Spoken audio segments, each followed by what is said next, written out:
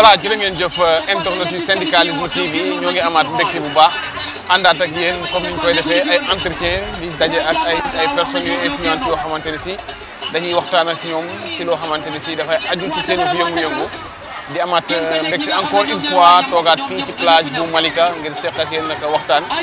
te également aussi ñu amaat mbégte bu yaatu dalal fi beneen kàngam ci kanam tuuti nag da ngeen ko gën a xam da ngeen gën a xam seen domaine d'intervention li ñuy liggéey lu am solo kooke nag tey di Amath Sarr Amath ñoo ngi lay nuyu di la dalal bu baax a baax ci plateau syndicalisme TV ñu indi ko fii tey ci Malika. jaajëf ñu ngi lay siyaar Alioune Diop waa di béggee aussi télé bi di rafetlu seen liggéey di am contentement vraiment pour def entretien avec yéen. merci beaucoup mbégte boobu la ñu am sa disponibilité di fàttali ne Amath Sarr yow artiste rappeur bassiste nga nekk itam chargé de projet nekk benn njiitu association bi ñu tuddee académie culture wala association académie culture banlieue. académie banlieue culture. académie banlieue culture. voilà tey jii moom la ñu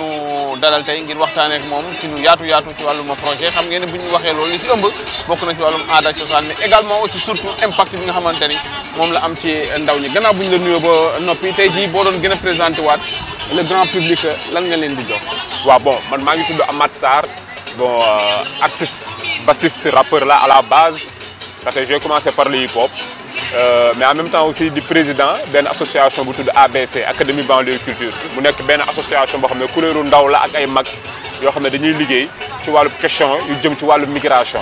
voilà mu nekk association boo xam ne am na ay góor am na ay jigéen am na ay chargé de projet am na ay migrants de retour aussi mooy ñoo xam ne dañoo tukki woon aussi ba dellu si aussi. d'accord voilà. dinañ ci ñëwaat mais nga dugg ci milieu rap hip hop. waaw lan moo la motivé woon d'abord. waaw bon hip hop lu yàgg la ah hip hop lu yàgg la hip hop ba mu ciy dugg déjà maa ngi collège bon c'était les années 2000 vraiment man ak sama benn collègue boo xam ne maa ngi moom ñoo nekk ñoo bokk groupe bu tudd Bass turu artiste am nekk master bi ñoo bokkoon école. Pikine Est ndax foofu la ñu jàngee Guédiawaye fa la ñu créé groupe Attentra vers les années 2000 donc passion la woon à la base après bon nuru nañ suñu passion ndax à travers le hip hop tey si la ñu formé wu ci yenn différents domaines yi bien que ñu ngi doon continuer jàng di hip hop ci aussi également aussi la ñu teg benn label de production bu tudd Pixan Records si la ñu génnee aussi ay album depuis 2010 la ñu génne woon suñu album def ay tournées au niveau national vraiment dem ay dëkk yu bari def ay concerts maanaam vraiment boo impacté suñu jeunesse à travers le hip hop vraiment liggéey si vraiment ci événementiel aussi lu bëri mu nekk benn passion boo xamante ne bi ni vraiment tey fu ñu mën a toll ba ci association bi ba ci leneen lu ñuy liggéey dafa am benn impact positif boo xam ne bi tey hip hop bi doo ko def si ñun ba tey fu ñu mën a toll et puis dañ koy santé ak gërëmee hip hop ndaxte def na si ñun benn formation de citoyenneté def na si ñun ay engagement def na si ñun aussi savoir aussi mën a dund ak nit ñi mën a xam àdduna ndaxte vraiment def na si ñun aussi cet esprit d'entrepreneuriat te il fallait mettre en place des choses loo amuloon il faut nga jëm ko defal sa bopp donc ci loolu ngay formé woo dans l'état vraiment mu nekk benn groupe boo xam ne mu ngi woon ci banlieue bi aussi au niveau de Yeumbeul aussi la nekkoon. kon objectif premier bi ngeen amoon ci milieu hip hop boobu atteindre nga ko je veux dire. waaw dans la mesure où tey lu sos association bi ci hip hop la jógee ndax en réalité bu ñu sos association bi en 2018 c'était pour célébrer les 18 ans de carrière du groupe Attentra ci lañ ne il faut ñu créer benn association mënatuñu après di def comme ni ñu doon def comme am nañ 18 ans de carrière léegi maintenant il faut ñu def retransmission moo ñu tëj 18 ans lu ñu ci jàng lan la 18 ans symboliquement 18 c'est vraiment chiffre de la maturité de la majorité ndax 18 ans tey sax dañuy naan c'est la nit ki di wan mos muskalaf léegi ñun concept 18 ans boobu leen jël ne 18 ans début de carrière 18 ans début d'une jeunesse mooy tey ñun en termes d'expérience en termes de parcours tey naka lañ mën a defee tey transmission suñu expérience au niveau de la jeunesse loolu moom mooy base fondamentaux yoo xam ne moom moo sas tey association académie banlieue culture association boobu ngeen samp ko ñu tudd association banlieue culture lan lañ ci mën a déggee waaw lu ñu ci mën a déggee mooy académie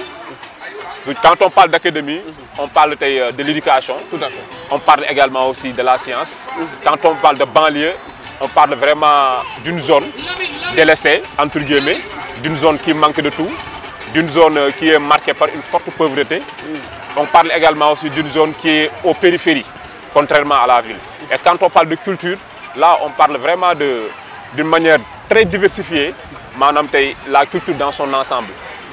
mais ñun bu ñu waxee culture en tant qu'association en tant que jeune dëkk ci biir banlieue on fait référence aux cultures urbaines et maintenant quand on parle des cultures urbaines on parle vraiment tey ñun lu ñu hérité en tant que ay doomu banlieue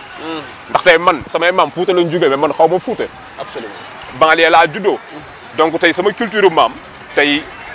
boo xam ne bi mu ngi woon Fouta retrouvé naa ko ci banlieue mais autrement de manière urbanisée. Donc ñun cette conception là cette notion là des gens qui habitent dans la banlieue qui ont transformé leur culture traditionnelle à la base et en fait une culture urbaine ñun nous identifions dans cette culture là. mu nekk benn association boo xamante ne bi nii dañuy privilégier le savoir mooy xam-xam ndax gëm nañ ne tey pour ñu nekk ay jeunes yu mun a taxaw mun a dëggal suñu bopp ci àdduna bi il faut ñu am xam-xam te bu ñu waxee xam-xam il faut ñu ne jàng il faut ñu ne formation te bu ñu ne formation nag danañu wax éducation peut-être ci école yi la mais am na ñoo xam ne amuñu chance dem ci école yi mais maintenant tey naka la ñuy mën a diversifier naka la ñuy mën a valoriser suñu culture boo xam ne mu ngi tey dans les banlieues pour mën a ci former ay différents métiers donc loolu moom mooy en réalité lu sabab académie banlieue culture ABC ndaxte loolu mooy éponyme bi mooy ABC te ku wax ABC wax début nit ki fu mu war a tàmbalee pour mun a jàng donc ñu lu ñu tënk suñu bopp lépp ci xam-xam la mais xam-xamu formation pratique bu tey jeunesse war a mën a am ba mun a demal seen bopp. d'accord ci jàng boobu est-ce que tey jii ba ngeen sàncee kuréel boobu ba léegi am ngeen ci ay jéego yoo xam ne def ngeen ko ba mu bënn jëm ci dara aboutir à quelque chose. waaw vraiment jëm nañ ci ay jéego yu am solo ndax association bu ñu ko créé de 2018 à 2022 on a formé plus de 350 jeunes. ci yan domaine. dans le métier des industries culturelles et créatives tey au niveau du son ndaxte sama beneen collègue moom il est ingénieur de son tey il a formé des jeunes ba tey ñenn ñu ngi liggéey ci ay studio ñenn ñi ñu ngi liggéey ci ay maison de production ñenn ñi également aussi ñu ngi liggéey ci ay télévision en matière de vidéo également aussi on a formé des jeunes yoo xamante ni tey am na ñenn ñoo xam ne ñi ils ont suivi cette carrière là nekk ay vidéastes am na ñoo xam ne ñi actuellement c'est des photographes te bon lu ma la wax ni c'est des choses qu'on peut démontrer quoi. Des jeunes qui ont suivi nos formations et puis aujourd'hui qui font de l'impact. On a aussi fait des formations en entrepreneuriat également aussi. On a contribué pour trouver ay financement pour ay jeunes ñu développer seen business ba tey ñu ngi mën a am tey lu ñu demal seen bopp tey bay mën a sax di liggéeyloo ñeneen loolu mooy impact positif bu association bi def tey ci banlieue bi. kon tey jii su ma la déggee maanaam éducation bi ngeen misé mooy éducation boo xamante ne bu ngeen ci paree. waaw ku ndaw ki dina mën a demal boppam wala am ci dara. dina mën a demal boppam ndax nit ki aussi man lu ñu gëm ñun mooy il ne faut pas des fois bon savoir académique bi baax na trop am na solo trop mais ñëpp amuñu chance dem université et cetera mais maintenant naka la ñuy conjuguer effort yu ndaw yi am ak gëm-gëm bu ñu am ak seen talent pour mun ko conjuguer au niveau local ngir tey xam-xam boobu ñu am ñu jàng si métier bu ñu leen mën a servir au niveau local bu ko defee que ñoom seen xam-xam day faj problème yu ñu xam dañ ci am au niveau tey local te bu ñu jëlee banlieue bi tey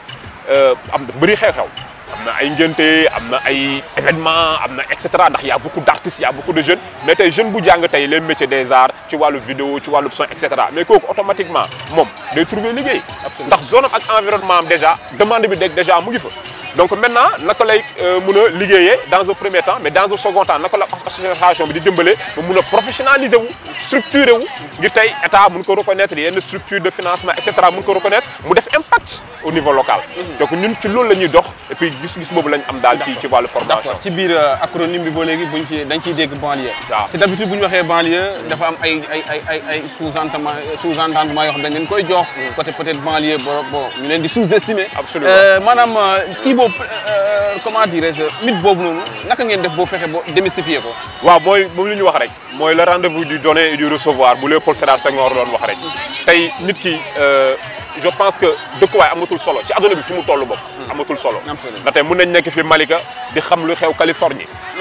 ça veut dire que am na at mënuñ ko woon comprendre mënuñ ko woon xam donc dëkkuwaay amul solo lu am solo mooy nit ki lu muy mën a contribuer ngir mën a développer biir dëkkam te man bokk je suis fier d'être banlieusard et puis ñun nous sommes des banlieusards diggante Yëmbal Guédiawaye Thiaroye et cetera foofu la ñu màggee foofu la ñu xam foofu mooy suñu milieu foofu mooy suñu environnement te dañoo gëm ne ñun dañoo war a jël suñu expertise dañoo gëm ne dañoo war a jël suñu engagement def ko ci jeunesse boobu noonu def ko ci banlieue boobu noonu ngir tey mu mun a transformer ndaxte ay talent kese ñoom ñoo nekk ci biir banlieue bi mais nag dafa il faut suñu association yu mel ni ñun il faut ñu liggéey ci ay mécanismes yoo xam ne dina mën a dimbali jeunes yi à ce que tey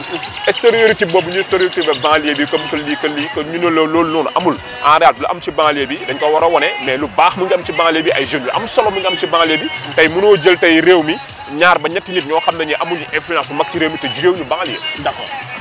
muy lu am solo peut-être culture bi ak yeneen yi ñu bëgg daal dinañ ci dikkaat mais tey jii ci seen kuréel googu wax nga fi lu am solo loo xamante ni ci c'est ça fait l'actualité récemment gis nañ benn vidéo boo xamante ni ci là-bas Mauritanie vidéo bu xaw a doy waar ay jeunes yu ci dee da ngeen di intervenir par rapport à l'immigration irrégulière waaw tey jii lan moo leen ci motiver d'abord bon migration ñun dañ ciy liggéey ndaxte le fait que ñu teg formation yi ma la doon wax sànq impact di ko jéem a def pour bâtir en réalité un rêve. Le rêve sénégalais c'est possible maanaam Sénégal mën na nekk quoi maanaam mën nañ fi juddoo màggee fi tekki fi mën na ne ñun loolu lañ gëm mais pour construire ce rêve là il va falloir vraiment être très pragmatique c'est-à-dire que yan mécanisme la ñu war a mën a teg ban ndaw bi di ci mën a gis boppam certes dëkk bi metti na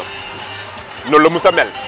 mais je pense que tey génération bi am nañ chance boo xam ne ñun peut-être suñu génération amuñ ko woon ndax amaana yow daawaloon gis sa benn mag wala daawaloon gis sa benn grand bu la orienté même da ngay jàng ba am bac bëgg a def université sax da nga doon am problème choix naka ngay defee lii naka ngay defee lële tellement que voilà y avait pas de système yu la mën a incuber au niveau local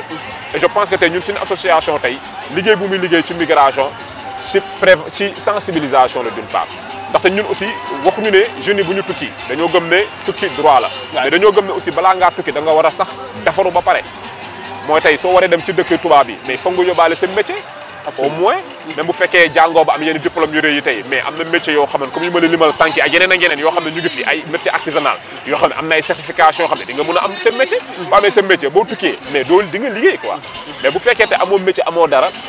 nga jéem a dem comme ni ñu koy defee ci gaal yi nii il faut ñu génne stéréotype boobu noonu ne loolu noonu amul ne lu wóor mooy nga jàng liggéey am sa métier à part de sa métier boobu tey foofu di nga mën a tukki fu ne ci àdduna bi tuddi jar sax ngay jël gaal ndax des fois aussi yenn jeunes yu bëri dañu am problème mu information également ci wàllu migration bi moo tax amaana sax ñu gis yenn situation yi boole seeg ñenn ñu aussi tamit di leen jéem a nax wala ñenn ñi di leen gëmloo ay vidéo ñuy gis ci internet ñu ñëpp di ko gis yu leen di gëmloo ne fii am na ngeen ñëw jël leen gaale et cetera mu nekk yoo xam ne ay illusion la ndax géej mambulaan sëñ bi maanaam il faut ñu xam ne dëgg la war nañ tekki dëgg la mais nag adduna lépp rek dañ koy def nank-nank ba xëy mun see jot quoi. mais Amath tey jii gis nañ ne peut-être ce genre gi ci ñaari kuréel gi ñu ngi mener des sensibilisations tout le temps mais le phénomène persiste. waaw mais lan mooy problème bi véritablement. waaw problème bi nag c'est un problème très profond. maanaam problème la boo xamante ne bi nii maanaam ci benn analyse wala ci benn prise de parole du tax nga tënk ko. ndaxte lu complexe la loo xam ne dafa yaatu ndax facteurs yi yu si nekk dafa bëri. tey ndaw ñi ñu ngi dem peut-être la plupart ñenn ñi mënuñu am visa. ci problème yi la bokk. ndax bu fekkee da nga bëgg am rendez-vous mënoo am rendez-vous nga bëgg a tukki normalement légalement mënoo am visa mais peut-être les moyens qui vont s'offrir à toi mooy nga jël gaal yooyu ci problème yi la bokk. problème yi tey mooy daw ñi te amuñu liggéey. tey da ngay jàng ba pare mais pour nga am stage mais problème la.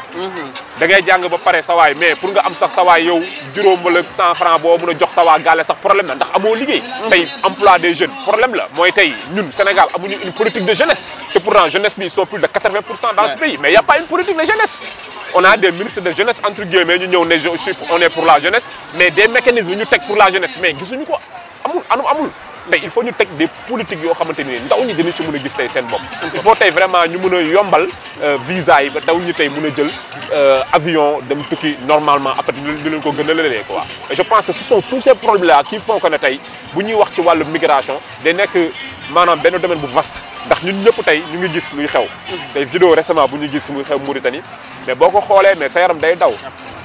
da ngay xam ne ñii nii d'une part yaakaar rek lañ amoon tamit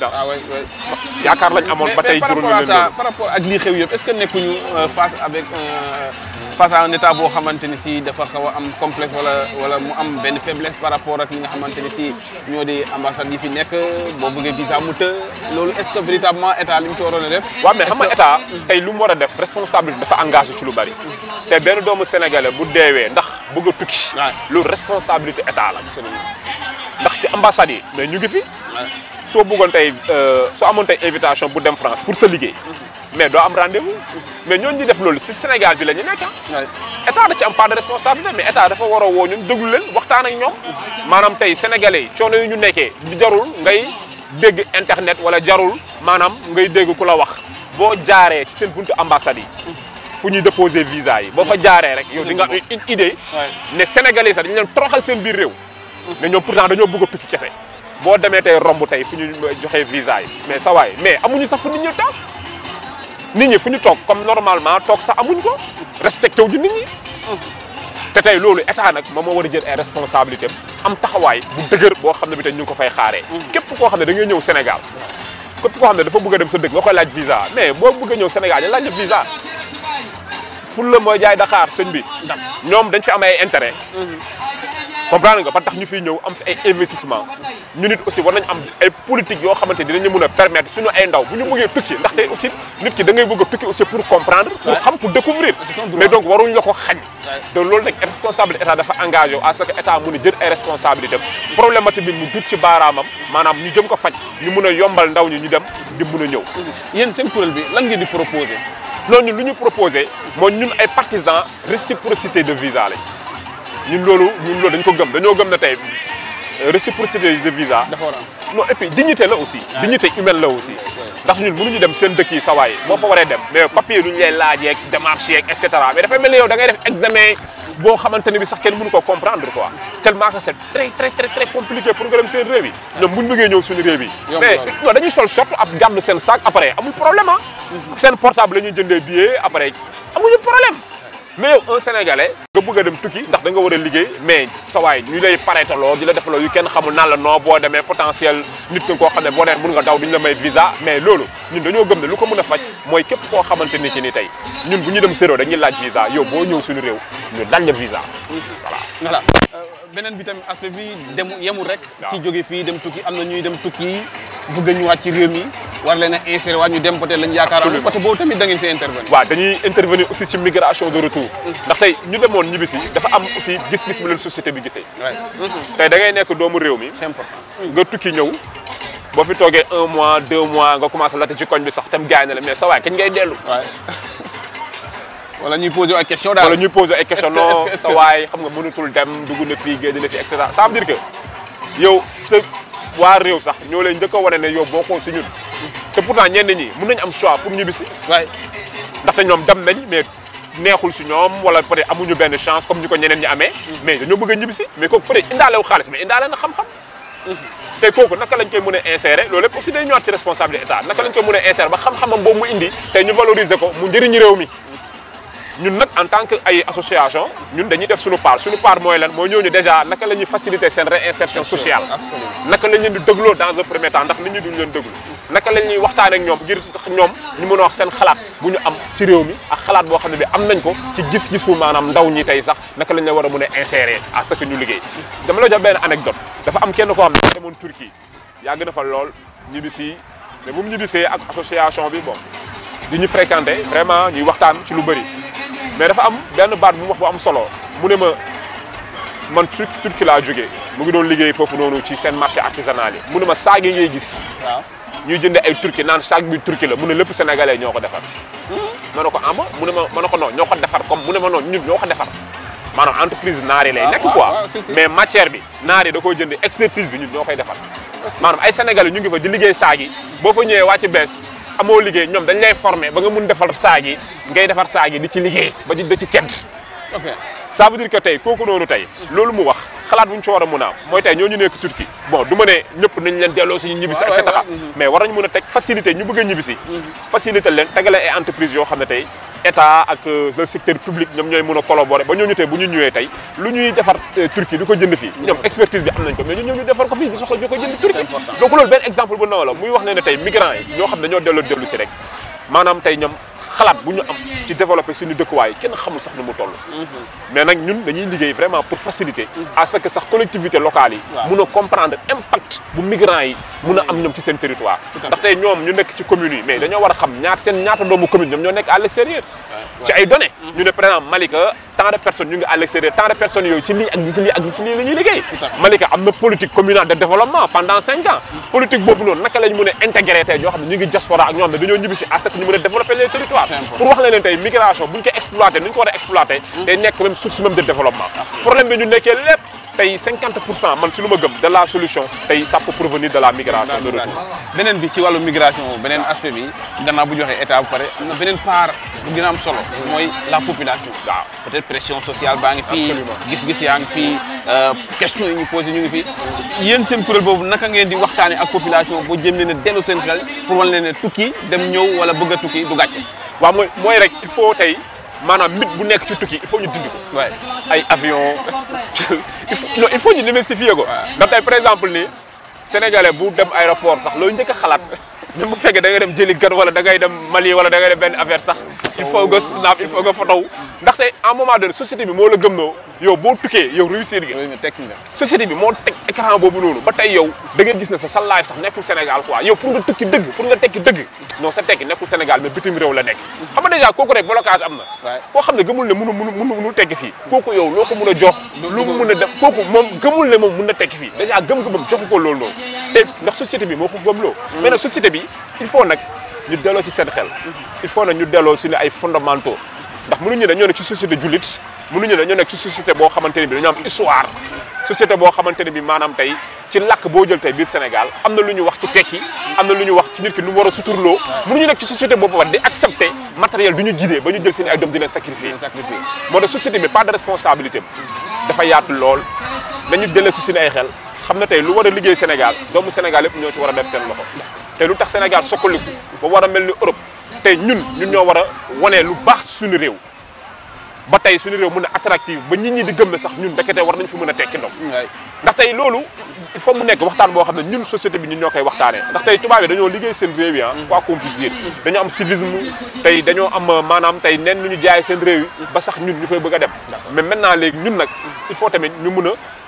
jaay suñu réew yi ba mën a jox chance suñu doom yi ñun suñu biir parce que suñu doom yi ñu xam ne ñoom vraiment am nañ fi chance sans pour autant ñu leen di stigmatiser bon ndaw nga rek léegi yow dañ la war a bàyyi ak sa destin léegi yow da ngaa war a tekki mbaa nga dee quoi ndax ndaw nga kese sa morom am na lii sa morom am na lii et puis ñuy sax dañ naataable maanaam yow ni nga war a mel wala yow say di conditionné sax yow sa avenir selon keneen ki quoi ndax chaque jour rek il faut ñu tëkkale la keneen ki gis nga moom am na lii moom def na lii moom def non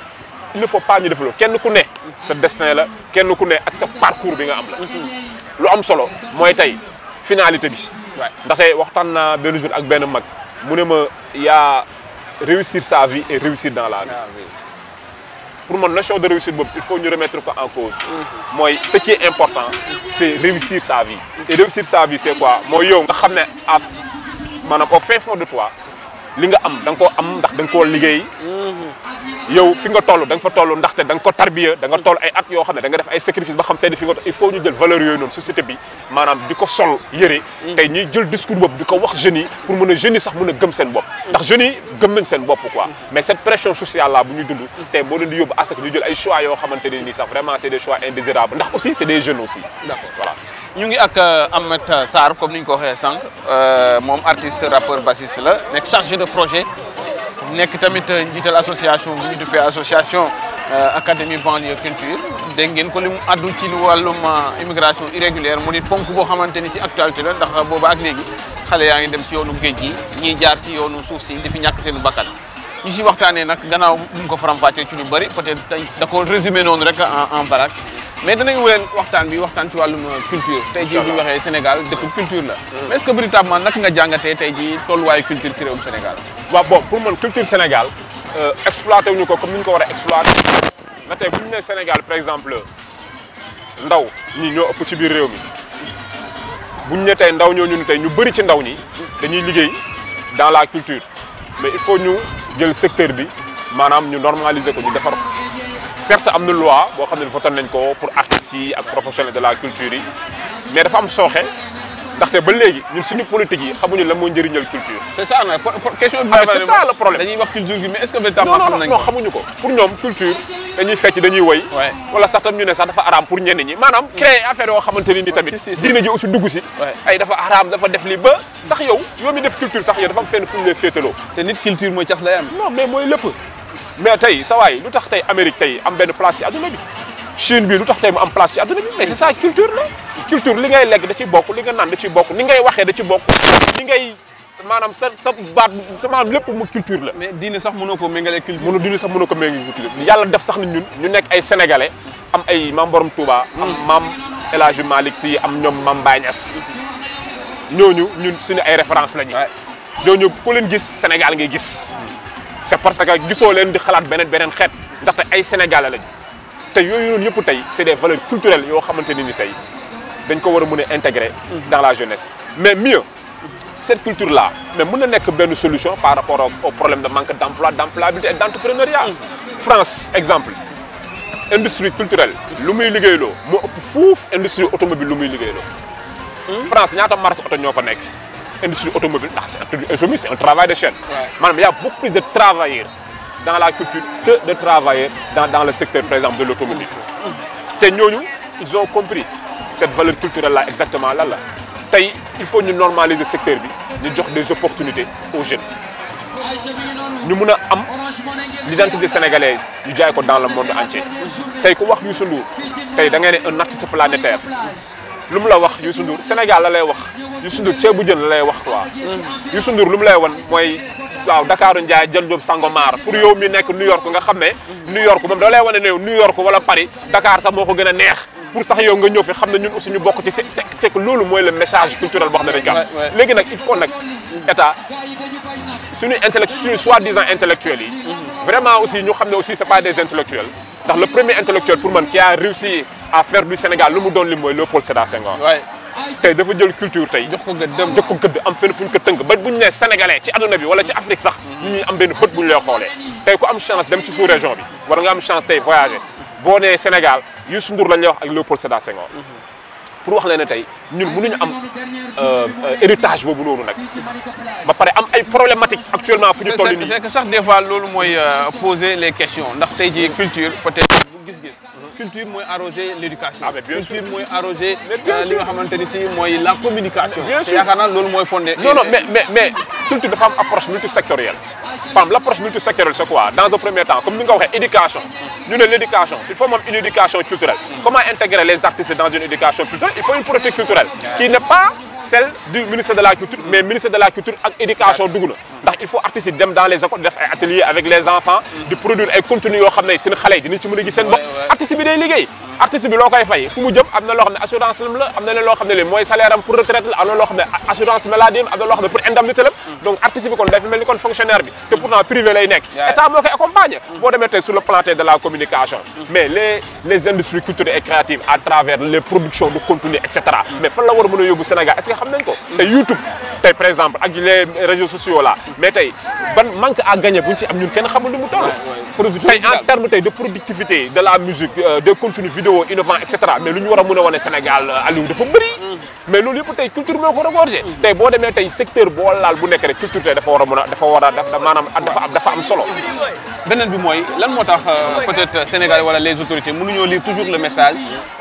yeneen ñi jógee bitim réew du ñëw fii bu ñu ñëwee peut-être dañuy xool li nga xamante ni moo gën a aare di sol suñuy sër di jël suñu objet d'art yi mais ñun si biir dëkk bi dafa mel ni le message boobu lu tax. waaw mais c'est parce que xam nga tey depuis lépp loo gis dafa am maanaam depuis presque Sénégal jamonoy réajustement structurel et cetera. culture dañ ko def comme benn secteur boo xam ne ça va yéen vous n'êtes pas prioritaire quoi ñun il faut ñu lekk il faut ñu naan léegi yéen xaar leen comme yéen da ngeen di fecc ak waay ak yooyu xaar leen ñu lijjanti li en attendant santé moo ëpp solo et cetera lii moo ëpp solo non c'est faux tey santé mentale ni mu amee solo éducation am solo culture loolu la amee solo ñoom ñoo bokk même valeur ndax si les gens ils ne sont pas cultivés yow mënoo bâtir benn citoyenneté mënoo bâtir benn développement ndax lu gaa naan la culture c'est le soubassement même du développement te tu peux pas parler de développement su fekkee te inculqué woo des valeurs culturelles te au Sénégalais Sénégalais bi xam moom lan mooy Sénégal quoi moom mu xam ko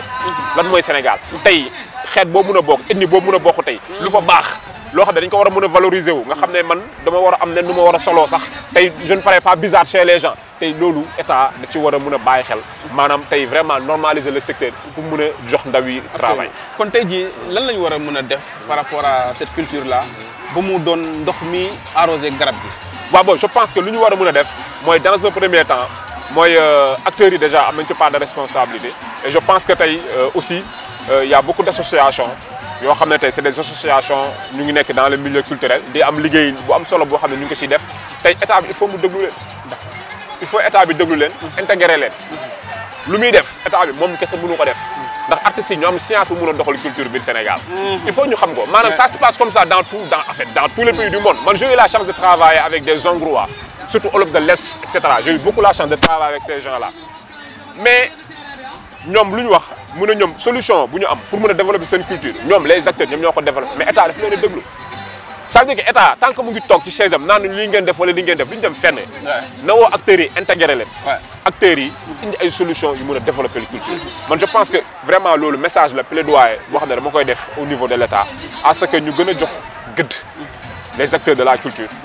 tey ñu mën a vraiment xalaat tënk ay politique yoo xamante dina njëriñ Sénégal.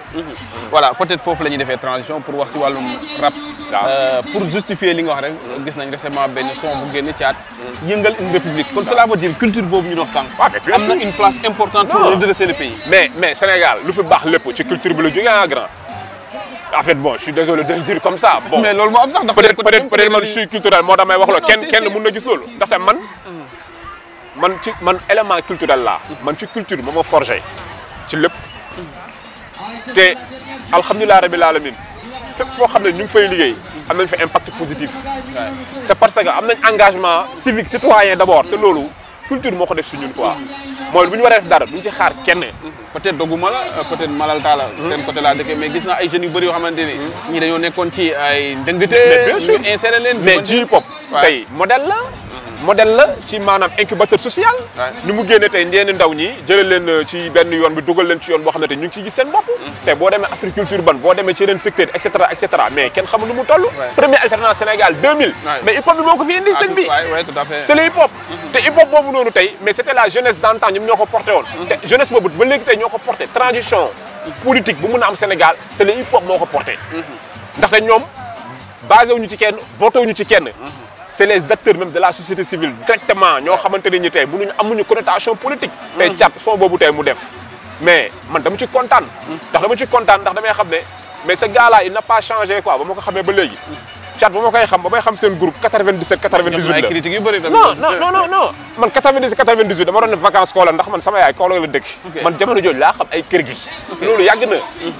mais moom il est dans son logique il est dans son truc il y a un monde te je suis fier bu ñu toogee tey kenn ku nekk di nekk rapportu projet moom mu ñëw nekk rapportu Sénégal mais en fait loolu laay wax quoi ndax le hip hop man pour man mënoo ko def après nga am une connotation politique ndax le hip hop en réalité rek politique la d'abord hip hop rek benn vecteur politique la boo xamante ne bi nii tey yow mënoo wekkuwaat feneen ndax yow fépp li ngay wër feneen yëpp hip hop bi jox na la ko kon rap bi mu ngi ci place am ba léegi non mais mosu fa jugee rap bi place bu mu nekk mosu fa jugee tey par exemple soit tu es hip hop ou bien tu ne l'es pas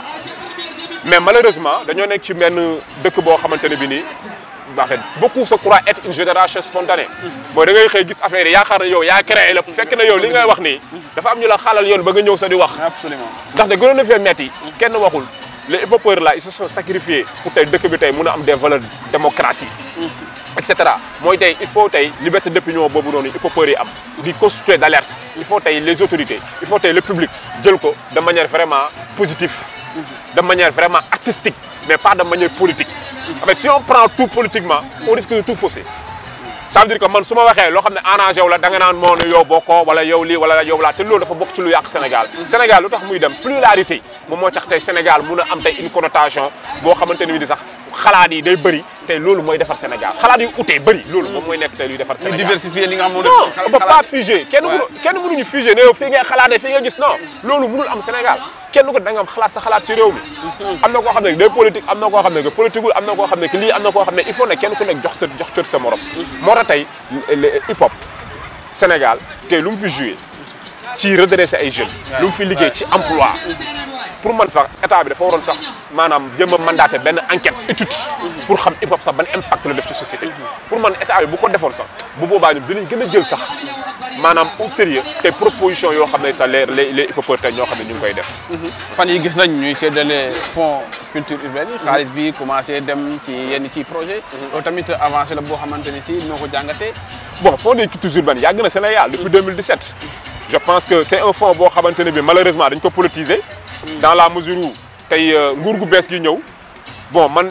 ni ñu politiser fonds bi man mosuma gis ñu politiser ko quoi. sincèrement en fait je parle en tant qu'acteur qui est dans le hip-hop. fonds bi yàgg na fi ne da nga bind sa projet nga dugal sa projet baax na ñu jël la sa projet bi baaxul duñ la jël loolu ça a toujours été comme ça mais malheureusement on a dit que ce fonds là c'était un fonds pour les rappeurs de Macky Sall mais loolu ça n'a jamais existé non il faut ñu wax ko ce fonds là c'est un fonds pour le développement des cultures urbaines quand on parle de développement des cultures urbaines ku nekk na ak fi ngay déggee développement la bu fekkee da nga jàpp ne développement mooy fecc ak way comme ni ko gars yi di jàppee ci culture daanu nga mais bu fekkee da ngaa jàppee des développement mooy les acteurs tey liggéey bu ñu liggéey tey dañ leen war a mën a soutenir ñu mën a gën a def impact tey je pense que tey loolu la ñuy xaar tey bon fond bi génn na am na jox nañ ko ñu ko jox pour man c'est des sénégalais ñu ko jox également c'est des structures tant mieux l'essentiel comme am nañ seen jury am nañ seen li ak seen et cetera mais nañ ci génne ay politique c'est pas bon en fait ça c'est des trucs yoo xam ne pour man ça détruit le hip-hop le hip-hop c'est un mouvement apolitique quoi est-ce que comme naa mosu liggéey tey ñun ñi ñëpp tey nous sommes des éléments du hip-hop kenn ëpp ñu cër ci hip-hop bi ëppuñ ci kenn cër mais il faut ñu génne politique ci yenn affaires yi quoi sinon bu ñu ko ci dugalee lu fi nekkoon baaxuloo lii moo baax non c'est faux non c'est faux soit tu es porteur de projet tu as un projet tu proposes etc mais ce qu'on a vu également aussi ce fond là mais département de Keur Massar est laissé en rade non mais département de Keur Massar benn xama ñaari projet lañ jël ci département de Keur Massar Keur Massar c'est 700 000 habitants grand c'est 700 et quelques mille habitants Keur Massar approximativement là ba pare c'est 6 communes et puis dans ces 6 communes-là, il y a des villages à l'image de Yeumbeul, etc., Malika, qui sont des villages centenaires. Keur Massar, c'est là où bouillonne même la banlieue. Mais tu ne peux pas distribuer des fonds de culture urbaine. Tu ne peux pas dire que ces acteurs-là, ils n'ont pas de bons projets. Non, il faut qu'on se dise les vérités. Absolument. Peut-être, il y a des gens non, nous avons des gens qui ont un link, voilà, nous avons un fait que c'est faux. Pour moi, il faut avoir une équité. Sénégal, nous avons 46 départements.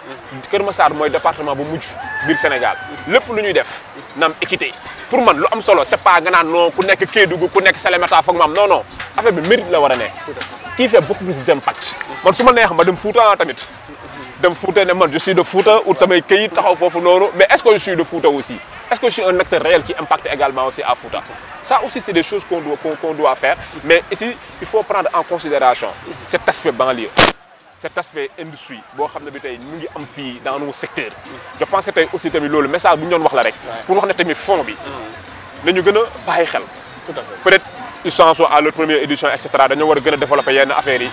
mais dafa yaatu de affaire bi du ñu toog ci office yi di toog ci bureau bi mais y a des acteurs yoo xamante ne ni tey ils ne sont pas devant les caméras mais c'est eux qui font marcher ce pays là c'est eux qui font que ce pays là il fonctionne. C'est eux qui ñëw ak seen xalaat di teg ay affaires yoo xamante ne mu ngi def ay impact positif tey na gars yi jël maanaam def égalité de chance def équité ci lépp lu yoo xam ne dañ koy def loo xam ne dafa war a jëm ci wàllu culture muy lu am solo voilà tey ñu ngi la dalal fii ci Malika gis nga bërëb bi ni mu mel ni également aussi mënuñ koo génne ci culture waaw mais bien sûr je pense que ça c'est une très bonne dynamique quoi ndax Malika tey boo xoolee Malika tey boo jëlee côte bi Malika nga dem ba Yoff mais ñi ngay gis ñëpp ay jeunes lañ dans les plages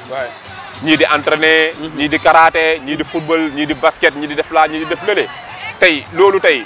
mooy loo xamante ni tey dañu ko mooy firnde que jeunesse bi il faut ñu gën a jox plus d'opportunités ñu gën a gis seen bopp ci réew mi pour man bu ñu ko defee rek tey suñu zone yëpp c'est des dénicheurs de talent quoi on peut vraiment développer ce pays là avec cette jeunesse ndax cette jeunesse là elle est là et puis elle est vivante aussi quoi je pense que ce qu'il faut maintenant c'est à l'État de mettre du contenu ci lu muy def vraiment jox ko à la jeunesse te ñu ko war a jot dëgg-dëgg jot ko ngir tey mbir mi tey vraiment gën a dem ci kanam daal. d'accord sëñ Amath. waaw le dernier mot kàddu gu mujj gi. waaw mais neex na mais lépp xaju si waaw non lépp xaju si vraiment di kontaan Aliou. di am contentement vraiment di la remercier aussi et puis di leen souhaiter bonne chance aussi pour seen structure également Mame As également moom it sama waay la yàgg nañ trop. waaw yàgg na quoi ça fait plus de 15 ans maintenant aussi mu nekk un acteur. Des arts di def liggéeyam également aussi ci nu mu gën a rafetee et puis di leen gërëm di leen sant et puis di am yaakaar que vraiment daal ko lu ñu fi wax le aussi mën a am njëriñ aussi absolument ndax ñun ñëpp Sénégal lañ bokk te lépp lu ñuy wax rek c'est dans le but de le construire ndaxte réew mi il faut ñu construire ko pour les générations futures merci beaucoup d'accord merci beaucoup également vous aussi Amath Sarr lañ doon dara tey entretien bi ñu leen di jagleel saa su syndicalisme TV di fàttali Amath Sarr moom artiste rappeur bassiste nekk chargé de projet nekk itam ki jiite association académie banlieue culture mois ak cosaan waxtaan lu bëri loo xamante ne dafa wékku ci ndaw ñi ndax ndaw ñi également aussi mënuñ ko bañ a wax ñoom nekk yaakaar ëllëg mais ñoom ñu ngi leen di womat di leen wan yoon boo xamante ni c'est non seulement dinañ mën a demal seen bopp waaye également dinañ jëriñ seen réew di ko jaajëfal encore une fois di jaajëfal yéen internautes yi doon bàyyi xel saa su ne nii laay demee beneen yoon ak beneen invité entretien ak ci Certi TV di jaajëfal équipe technique bi ñu àndaloon Mame As kon mbokk yi à très prochainement incha allah jaa ngeen jëf